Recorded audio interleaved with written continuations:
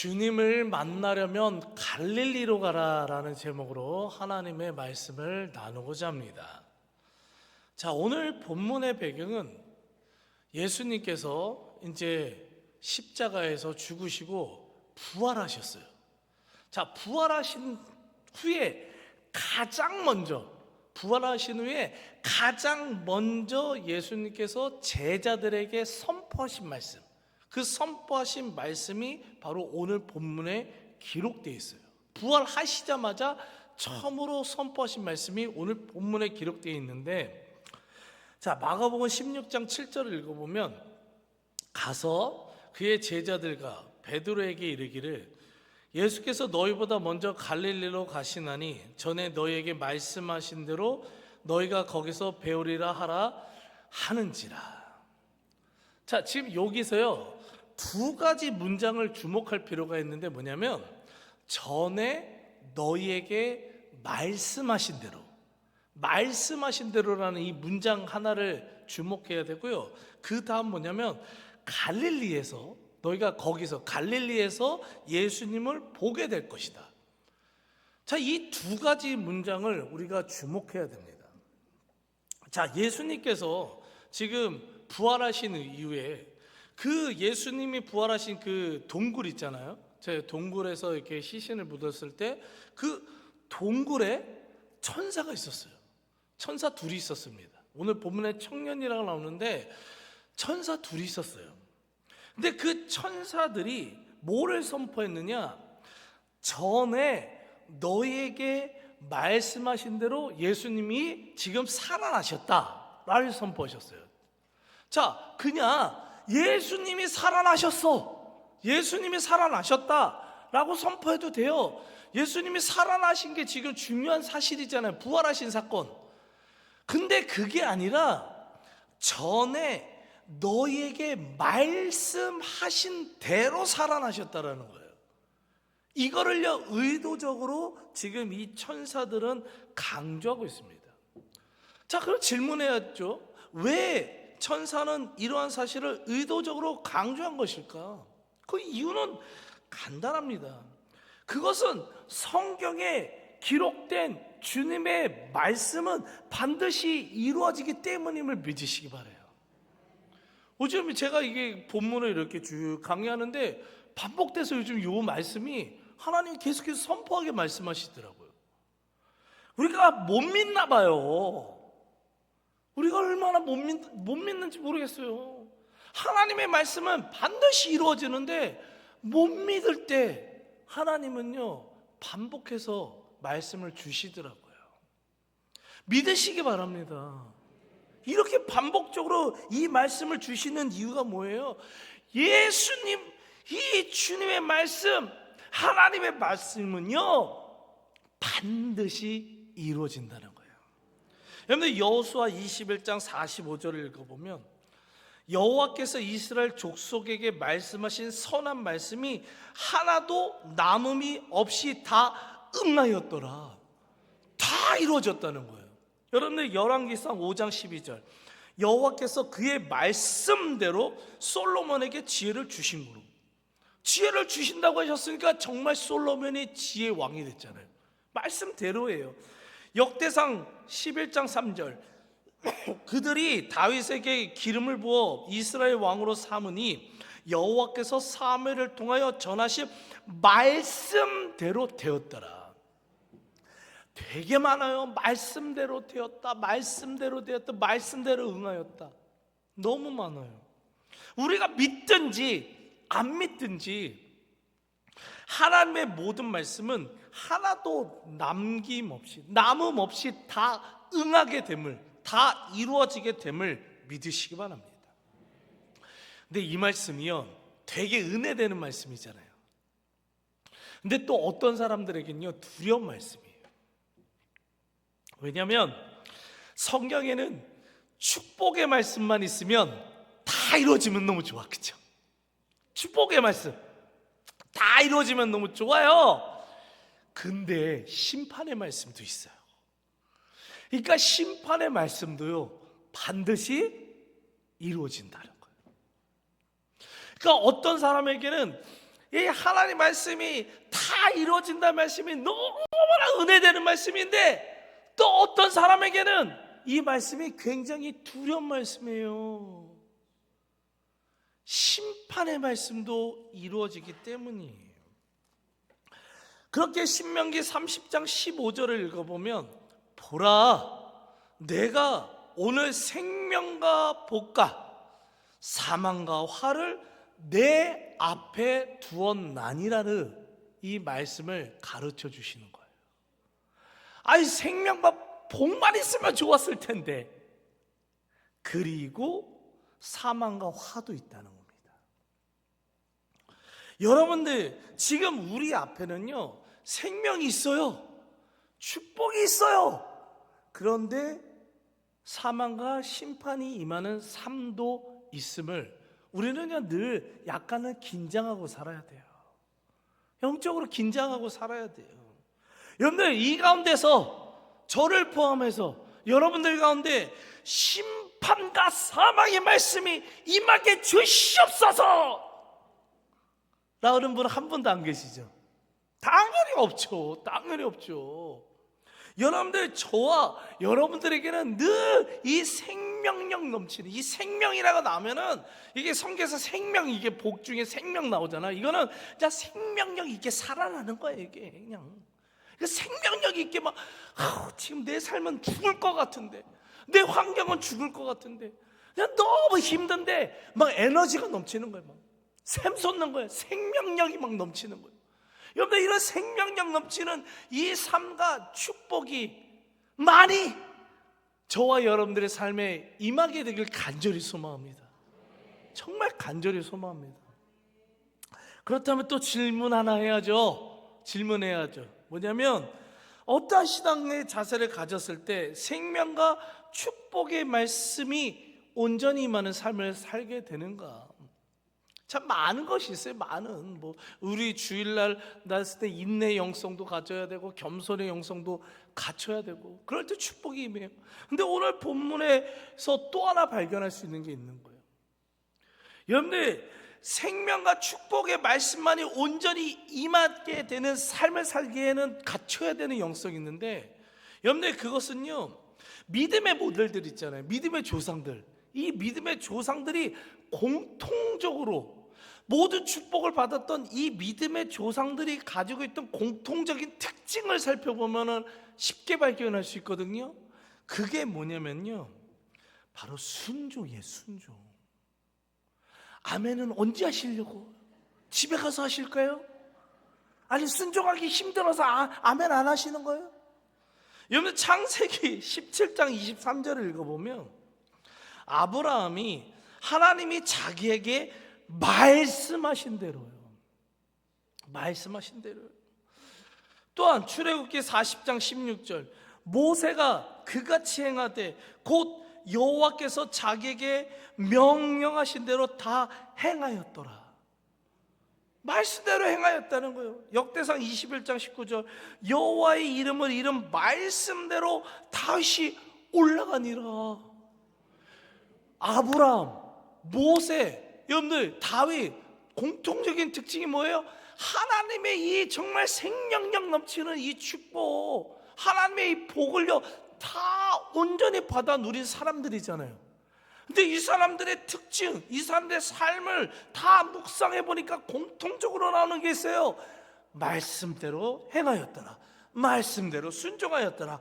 말씀대로 갔더라. 말씀대로예요. 자, 하나님의 말씀은요 반드시 이루어진다고 했잖아요. 그렇죠? 하나님의 말씀을 반드시 이루어지기 때문에 그 하나님의 말씀대로 순종하면 당연히 생명과 축복의 이 은혜들이요 우리들의 삶에 넘칠 수밖에 없음을요 믿으시기 바랍니다. 근데 순종의 영성 갖추는 게요 쉽지 않아요. 왜 쉽지 않은 줄 아십니까? 훈련을요 안 해서 그래요. 우리가요 정말 많은 성도님들이 교회 오면 은혜 많이 받으셔요. 우리 성도님들 막 서로 얼굴들 많이 변했대. 얼굴 많이 변했대요. 예배 오고 나면은 막 다 웃고, 그냥 울어도 그 우는 얼굴이 웃음이 가득한 행복한 얼굴이래요. 은혜 받고 있나 봐요. 저 은혜 받고 있다니까 그냥 저도 얼마나 좋은지 몰라요. 근데 거기서 끝. 성경은요 항상 나오는 게 있어요. 말씀을 듣고 지켜 행하라예요. 은혜 받았어요. 그리고 우리 셀들끼리 나눴어요. 끝나면 안 된다는 거죠. 은혜 받은 말씀 중에서 한 말씀이라도 내가 이게 결단하고요 순종하는 노력이 필요해요. 학생들이요 공부를 할 때요 누가 공부 잘하는 줄 아세요? 선생님 말씀을요 다 보면은요 수업 시간에 다 집중하고 잘 듣는 것 같아요. 다 똑같이 잘 듣는 것 같거든요. 근데 그 들은 말씀을요 하나라도 자기가 직접 풀어본 학생들이 공부를 잘하는 거예요. 진짜예요. 여러분들 공부 다 잘하셨었죠? 잘하셨을 거라 믿습니다. 네. 여러분들 이 성경의 말씀도 신앙의 원리도 똑같다는 거예요. 잘 들어요. 다 은혜 받으셔요. 기도하고 막 은혜 마음에 막 결단이 돼요. 그러면요 어디까지 나가야 돼요? 순종까지요. 뭐 큰 거 순종할 필요 없어요. 큰 거 순종하지 말고 하나라도 일주일 내내 만약에 사랑하라 요거에 은혜를 받으셨어요. 그럼 한 주 내내 사랑하라 사랑을 하라 순종하기 힘들죠. 왼수 같은 것들도 있는데 힘들죠. 하지만 한 번이라도 순종해 보려고 노력하는 이 결단과 이것들이 쌓여서 나중에 정말 순종할 수 있는 영성을 갖추게 됨을 믿으시기 바라요. 여러분들 순종하는 영성 그것만 갖추면 어떻게 된다고요? 하나님의 그 말씀 생명력 있는 그 축복과 은혜는요 여러분들의 삶에 정말 반드시 빠짐없이 하나님께 확실하게 임하게 됨을 믿으시기 바랍니다. 순종하며 살아가시기 바랍니다. 이런 거 까먹지 않게끔 하려면 하나의 방법이 있어요. 자, 옆에 분 한번 인사해 보겠습니다. 순종하며 삽시다. 순종하며 삽시다. 아유 붕해하는 것 같고 좋네. 순종하며 살아시기 바라요. 자, 이렇게 주님의 말씀대로 순종하는 자들에게는 축복의 말씀이 반드시 이루어진다. 이게 오늘 이 천사를 통해서 지금 선포된 거예요. 그리고 나서 아주 중요한 영적 메시지 하나가 더 있는데, 자, 마가복음 16장 7절을 다시 한번 읽어보면, 가서 그의 제자들과 베드로에게 이르기를 예수께서 너희보다 먼저 갈릴리로 가시나니 너희가 거기서 배우리라 하라 하는지라. 갈릴리로 가시나니 거기서 부활의 주님께서 제자들을 만나 주시겠다. 자, 이 말씀을 하셨어요. 자, 우리가 읽을 때는 이 말씀을요 이상하다고 느끼지는 않습니다. 우리는요 이 말씀이 그냥 갈릴리에서 만나 주시나 그냥 이렇게 느껴지는데요. 실제로 이 말씀을 받는 제자들은요 굉장히 이상한 말씀인 거예요. 굉장히 이상한 말씀이에요. 왜냐하면요, 그러니까 이 제자들은요 딱 듣자마자 먼저 아멘 갈릴리로 가야지 이게 아니라 왜 갈릴리지? 왜 갈릴리? 왜 갈릴리지? 왜 갈릴리에서 예수님을 만나 주신다고 하는 거지? 이면서요 지금 약간은요 투덜투덜 원망이 나올 수밖에 없는 이 말씀이었었어요. 자, 여러분 한번 지도를 하나 보시면요, 지도요. 갈릴리가 어디 있냐면 북쪽에 있어요. 이스라엘 맨 위에 있어요. 맨 위. 그냥 우리나라로 따지면 철원 38선 경계선이 있다고 쳐봐요. 자, 거기에 갈릴리가 있어요. 예루살렘은 어디 있어요? 맨 끝에, 남쪽 끝에 있어요. 우리나라로 따지면 어디를, 해남이 끝인가요? 해남? 그냥 하여튼 모르겠어요. 제가 잘 지리를 몰라. 해남이 하여튼 밑에 해남에 있다고 쳐봐요. 예수님이 지금 어디서 부활하셨냐? 어디서 죽으셨고 어디서 부활하셨냐? 예루살렘에서 죽으시고 예루살렘에서 부활하셨어요. 그러면 지금 제자들도 어디에 있었냐? 예루살렘에 있었어요. 그럼 어디서 만나는 게 제일 좋아요? 예루살렘에서 만나야죠. 이상하죠. 그런데 지금 여기서 여러분들 이 예루살렘에서 저기 갈릴리까지요, 못해도 한 170km 정도 된다는데 그 당시 못해도요 빨리 가서 4일이고요 대충 5일 정도 걸려요. 예수님이요 이 땅에 부활하시고 며칠 동안 있으셨게요? 70일? 40일이요. 우리 성도님들은 성경 지식이 좋아요. 40일 있으셨잖아요. 그 40일 동안 돌아다니면서 하나라도 더 제자들 만나시고 가는 곳곳마다 가가지고 나 부활했다, 너희들 하나님 말씀 믿어야 되는데 이러셔야 되는데 5일이라는 시간이 지금 제자들에게는, 제자들 빨리 만나서, 이 제자들 아직 어리석잖아요. 그 제자들에게 한 말씀에 더 가르치고 너희들 내가 이제 앞으로 다시 40일 후에 내가 올라가야 되는데 이 말씀 꼭 기억해야 돼. 이 말씀 기억하지. 하나라도 5일 동안 더 제자 훈련 시키셔야 되잖아요. 근데 5일 시간을 낭비하게 만드세요. 제자들이 5일 후에 갈릴리로 정말 그냥 고생해서 가가지고 거기서 진짜 예수님을 갈릴리에서 만나게 되거든요. 이상하잖아요. 질문해야죠. 왜 굳이 예수님께서는 부활하신 예루살렘이 아니라 갈릴리에 가셔서 왜 제자들을 만나셨을까? 왜 거기서 부활의 주님을 만날 수 있다라고 왜 선포하셨을까?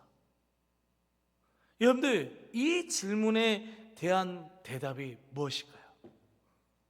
사랑하는 성도님들, 그 이유는 바로요, 갈릴리는 제자들이 실제로 살아가는 죄악과 고난과 아픔이 가득한 삶의 장소였고, 그곳이야말로 부활하신 예수 그리스도에 대한 복음이 가장 필요한 장소였기 때문임을 믿으시기 바랍니다.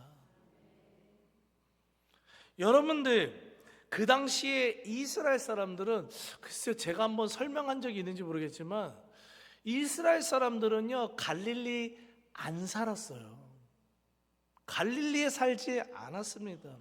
갈릴리요, 아까 말했듯이 북쪽 끝에 있어요. 진짜 우리나라로 따지면 38선 그 경계에 있는 거예요. 지금 바로 위가요, 여러분들 오늘날도 그렇게 그 전쟁 벌어지는 시리아 있잖아요, 레바논 바로 위에 있어요.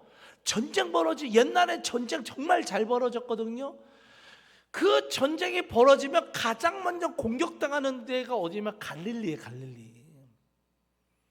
갈릴리 사람들이 안 살아요. 그래서요. 그리고 그 갈릴리에는 그 이방인들과 자주 접촉할 수밖에 없었어요. 그러니까 지금 이스라엘 백성들은 이방인들 하면 싫어해요. 이방인들과 어울리는 거 무지 싫어하거든요. 근데 이 갈릴리 사람들은 먹고 살려면 어쩔 수 없이 그 바로 가까이 있는 그 시리아 레바논 사람들이랑 이게 물물 교류를 했었어야 된다고요. 그러니까 그 사람들이랑가 어울릴 수밖에 없었어요.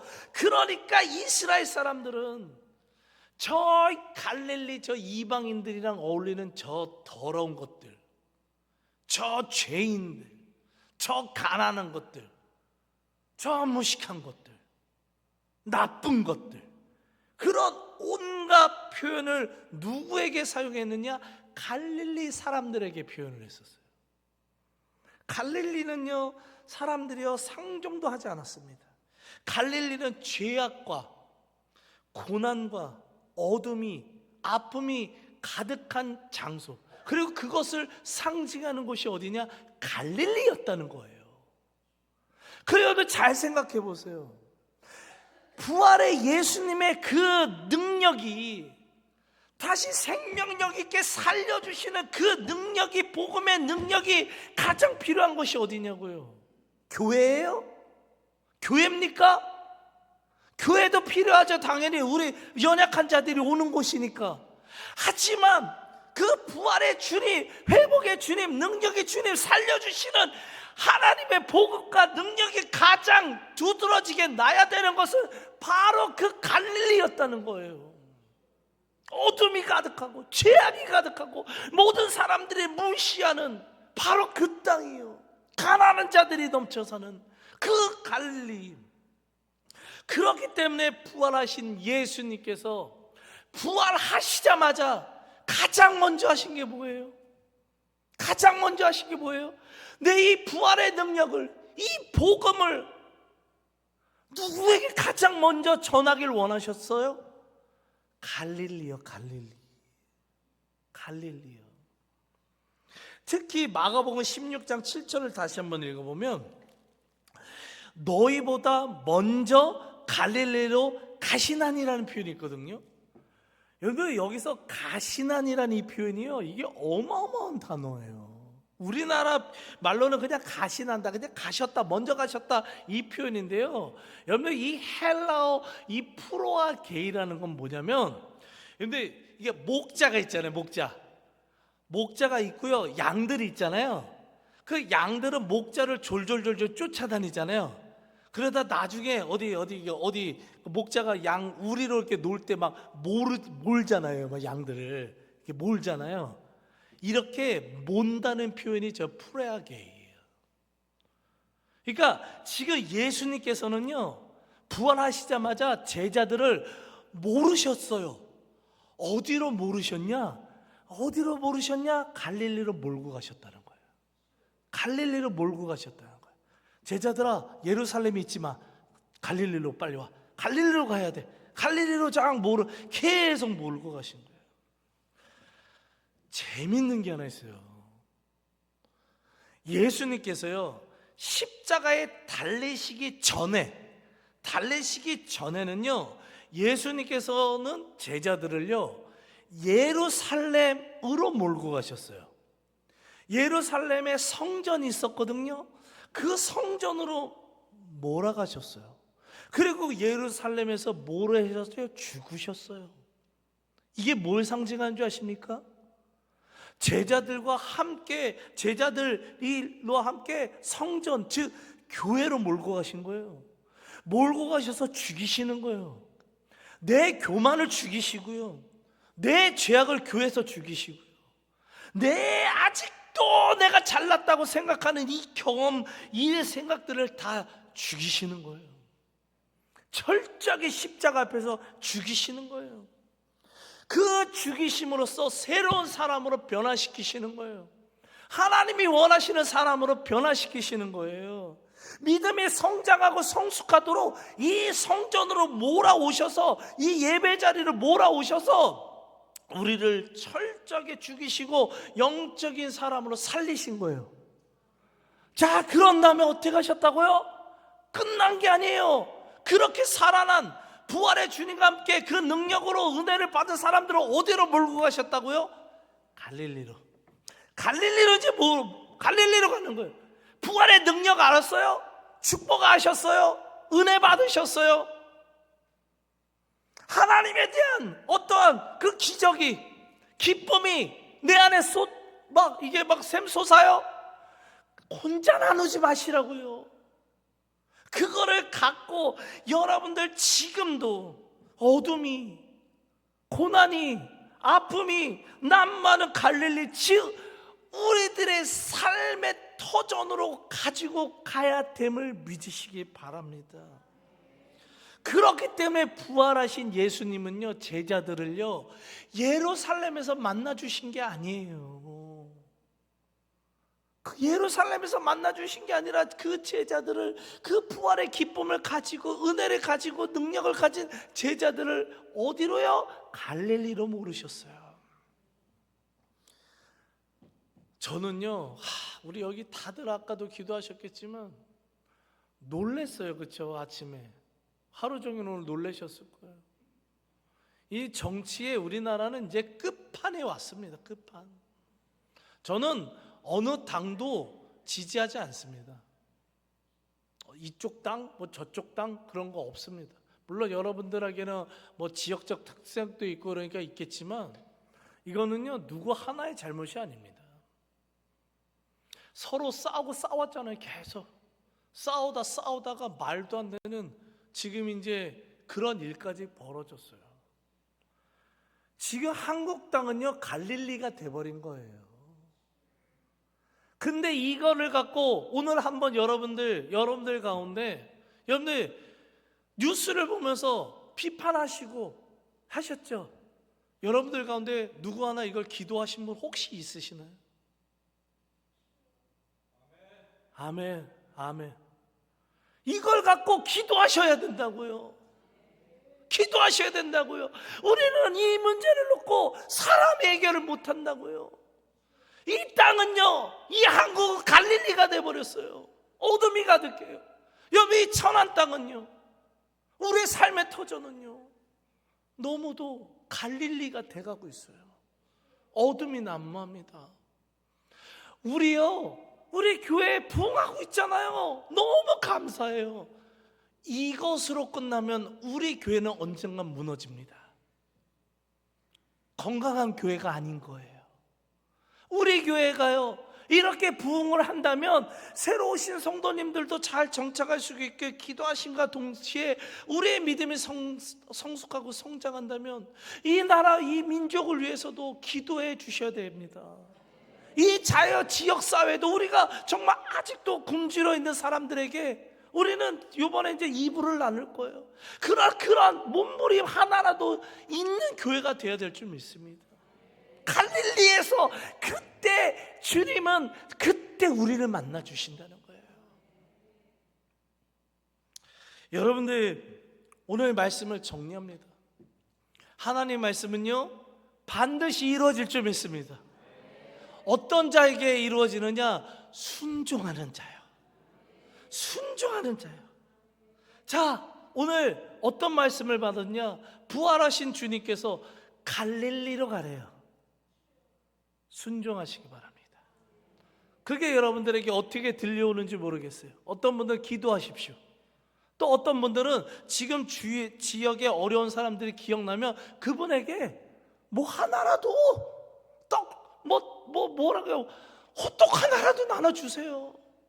만나주세요. 그리고 그분들과 함께 그리스도의 사랑을 나누시기 바랍니다. 우리 안에서의 사랑을 넘어서 그 지역사회 갈릴리에서의 사랑을 나누시기 바랍니다. 그러한 말씀에 순종하는 자들에게는요 정말 뭐라 그럴까 내 모든 목숨을 바쳐서 제가 진짜 확증하는데요, 반드시 불가능함이 없으신 하나님의 축복이 그러한 자들에게 임하게 될 줄 믿습니다. 임할 수밖에 없어요. 약속하셨으니까요. 여러분들 한 말씀, 이 말씀뿐만 아니라 성경에 기록된 한 말씀이라도 여러분들 은혜가 되고 결단이 되고 다가오신다면 그 말씀에 순종하기 위해서 노력하시길 바라요. 그래서 세상이 줄 수 없는 놀라운 부활의 주님만이 주실 수 있는 그 은혜를, 그 축복을, 그 생명력 넘치는 삶을, 그러한 삶을 살아가기에 노력하는 우리 사랑하는 성도님들의 삶에 넘쳐나시길 간절히 축복하며 기도합니다.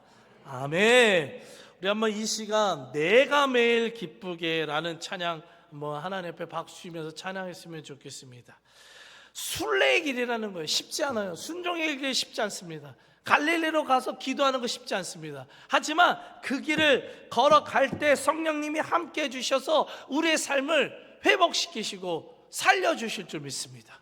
우리 이 찬양 후에 간절히 부르짖는 시간 갖겠습니다.